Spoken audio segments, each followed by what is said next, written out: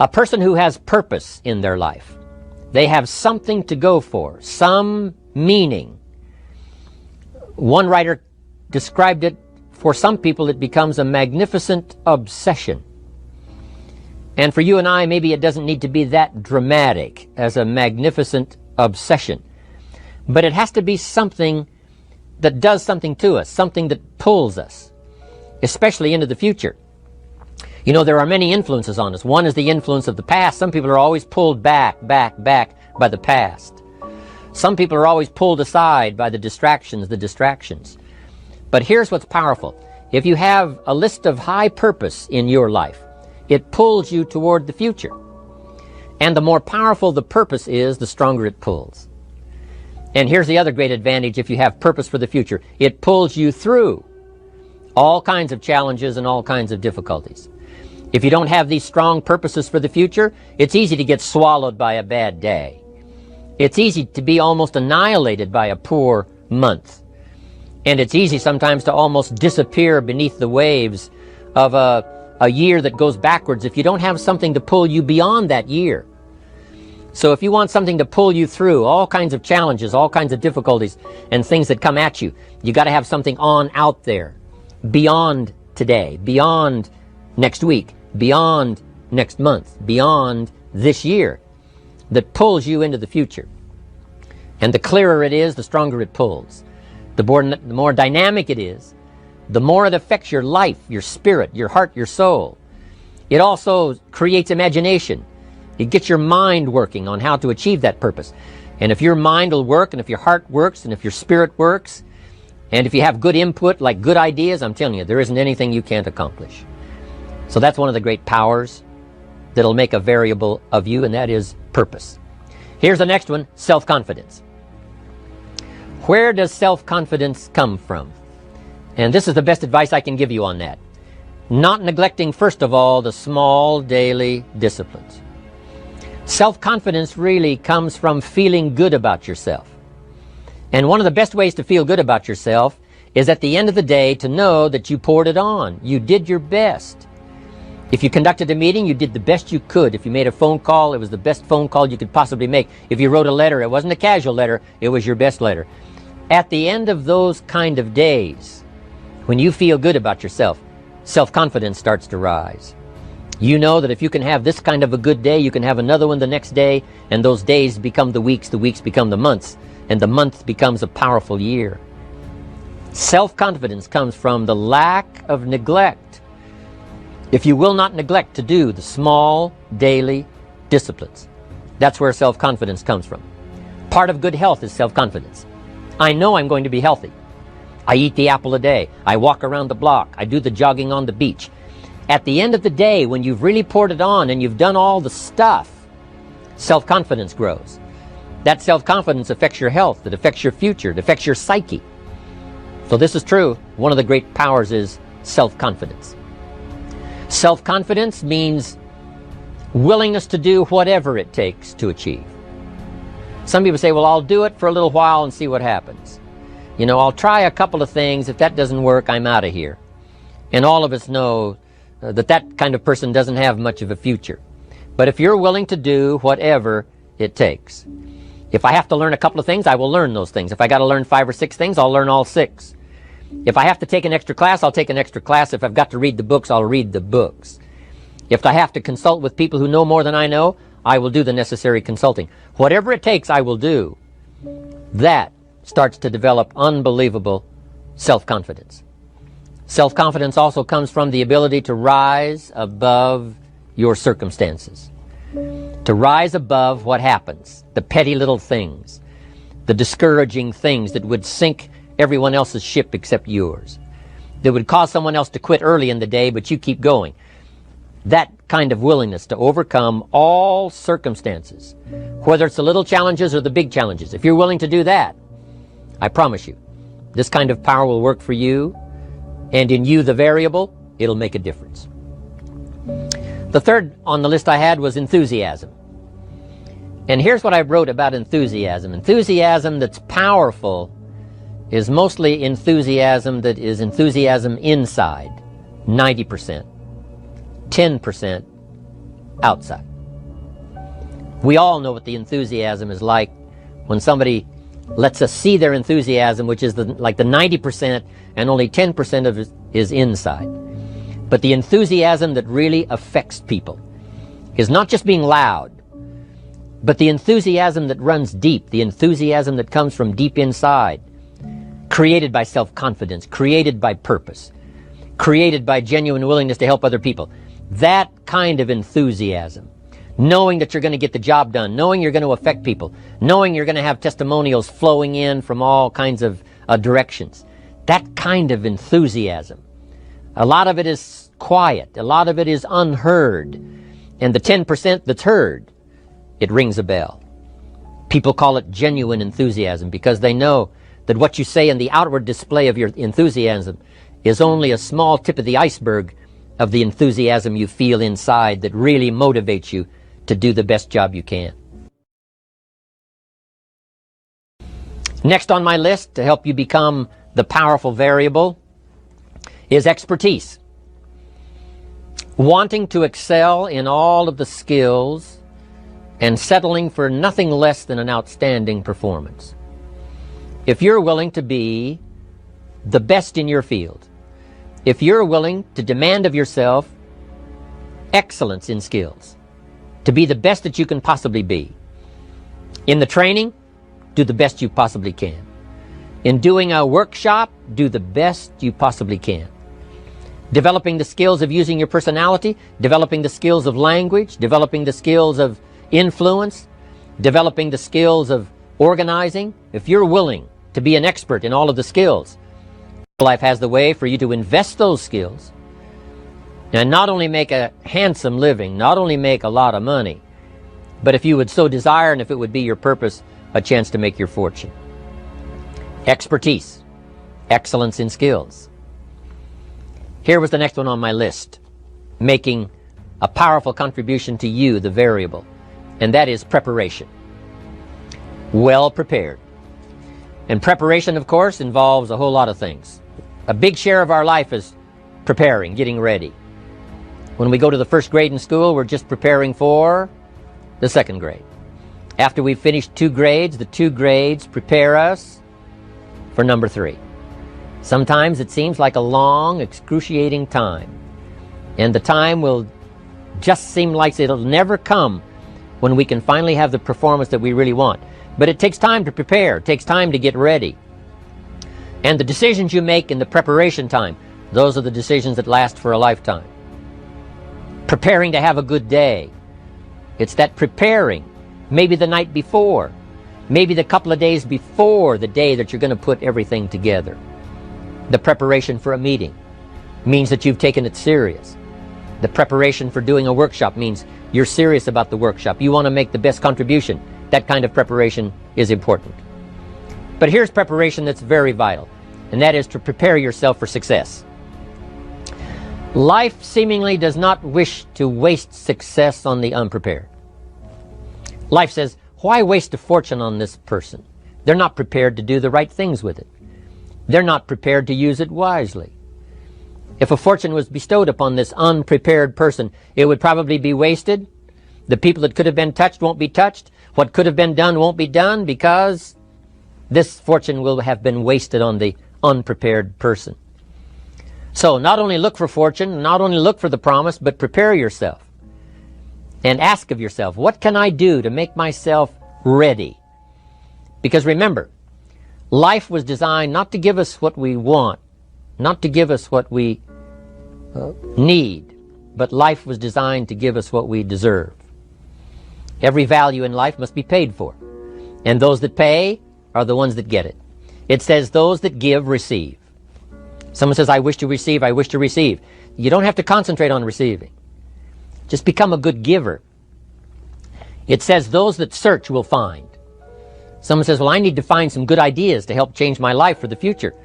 Then to find good ideas, that doesn't come because you need them. It comes because you search for them.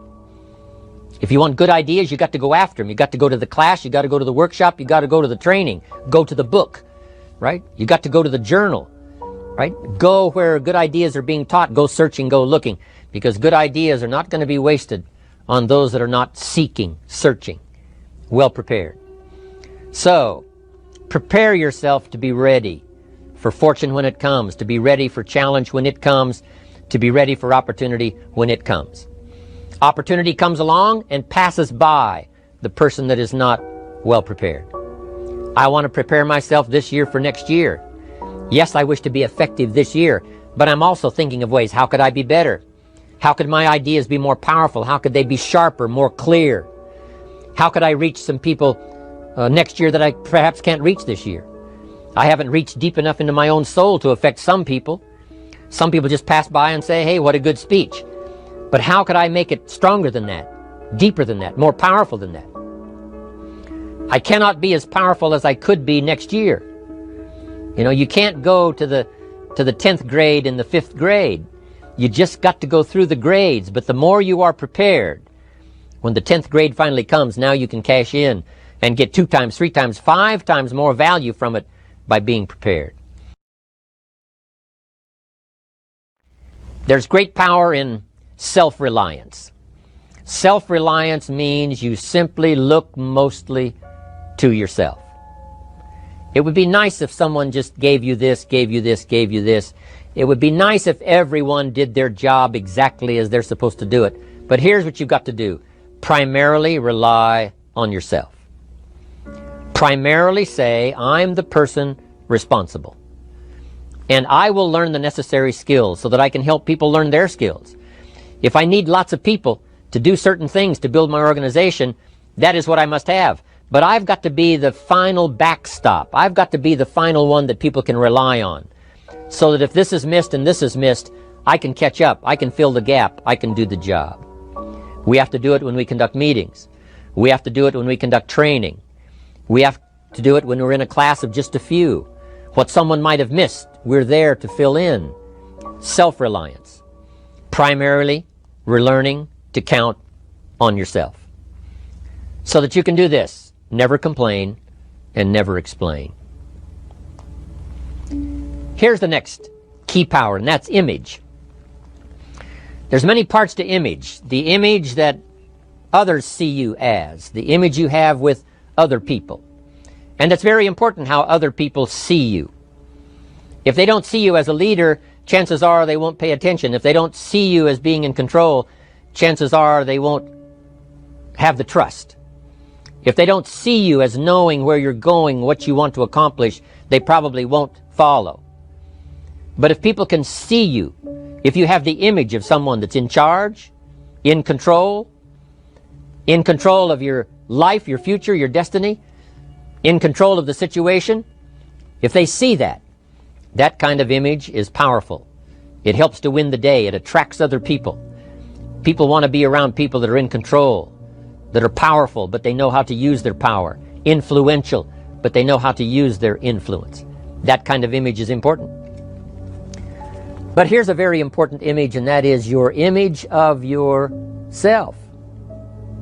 The way you dress, the way you talk, the way you think, your capacity for learning, all of that is an important image that you have of yourself. The image that you have that if it needs to be learned, you could learn it. If there's a book that needs to be mastered, you could master it. If there's a skill that needs to be learned, why couldn't you get busy now and learn that skill? That kind of self-image, that I am continually trying my best to be the best I can. Because one of the most important places you have to look is into the future, yes. You've got to look into the past, yes. You've got to look around, yes. But one of the most important places you have to look is in the mirror. You know, how I appear to other people, that's important. But how I appear to myself is the ultimate importance. That kind of image, to where you'll develop the self-confidence, you'll develop the self-reliance. Now here's another one in my rather short list. The next word is character. Becoming a person of high values, a person of principles, a person of honesty, a person that earns respect. That kind of character. It took character when Mark started to put the marketing system together. How can we have a system that will build in the integrity, that people will know that if this happens, then this will happen. And if this goes wrong, here's the way to fix it.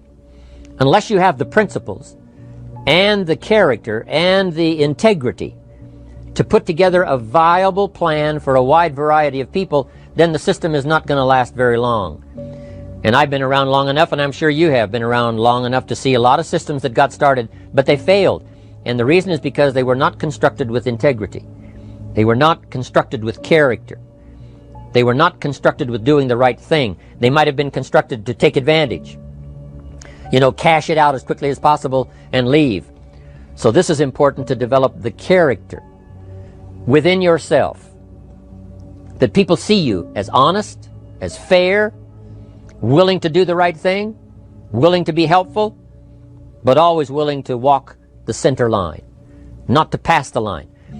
The kind of integrity we have among each other, the kind of character we have to rely on each other, because here's what we cannot do. We cannot do this by ourselves. Mark's got to count on me. I've got to count on Mark. We've got to count on the president's team. The president's team has to count on the chairman's club for advice and counsel. We have to count on the millionaire team, the tabulator team, the world team. We've got to count on the distributor. We've got to count on the distributor giving the right message to the potential customer. We've got to count on the distributor giving wise counsel to the new recruit, teaching them the right way, the principled way, the character way. Vitally important. Building and developing your own character. Now here's another one. It's called self-discipline. Self-discipline, all of us have a challenge with that. Because sometimes it's easy, and especially if you're working hard, doing the best you can, it's easy sometimes to let up and let it go. But if everybody will have the discipline to say, I will do the best job I can. I will make mistakes, of course, because we're all human, but I'll try to remedy those mistakes and do the best job I can. That kind of self-discipline that understands how important your part is in all of the functions that work. Coming to work on the set here, HBN, there's so many people that play a part. And each one of the parts that are played is necessary to put on the broadcast, make it viable, make it real, make it powerful. Any couple of them missing, and it would be a disaster. But all of it put together, and it works like a charm. Each person developing the self-discipline to do their part, do their job. Here's one more, and that is the power of extraordinary performance and demanding of yourself excellent results. This is so important. If you want to live extraordinary, you must do extraordinary. If you want an extraordinary income, you must do extraordinary things. If you want an extraordinary fortune, you must go with the demands of what it takes to have that fortune. Mark has made such a fortune, it's almost beyond comprehension what the numbers really are. But guess what he has the satisfaction of knowing? He earned it all. If he'd have been lax in the performance, Herbalife would not be here these 18 years later. Herbalife would have been a footnote in multi-level history. But because he performed year after year, the 3rd year and the 5th year, and the 7th year and the 10th year, and the 12th year and the 15th year, and now performing well in the 18th year, I'm telling you, that's what makes it such a viable fortune for Mark personally, of course, because he did the job. If we would ask of ourselves that kind of performance, and you've got to ask it of yourself. You know, I can't ask it of you. I would try to inspire you. I would try my best to share with you what it might taste like, what it's like to finally make your fortune. It happened for me. But here's what you must do. You must demand it of yourself. Society does not demand that you not have a heart attack. But if you want to escape having a heart attack, you must demand it of yourself. Society doesn't demand that you jog around the block every morning. But if you want good health, you must demand it of yourself. Society doesn't demand that you read a couple of books a week and improve your intelligence and your knowledge. That you must demand of yourself. Society does not demand that you build a financial wall around your family nothing can get through. That's not a demand of society. But you must demand it, if you wish it, you must demand it of yourself. Society doesn't demand that you learn a list of 10 skills. in order to ensure your own future and the future of your family. Society doesn't demand it, doesn't require it. It is not a law. But if you want the benefit, you must demand it of yourself.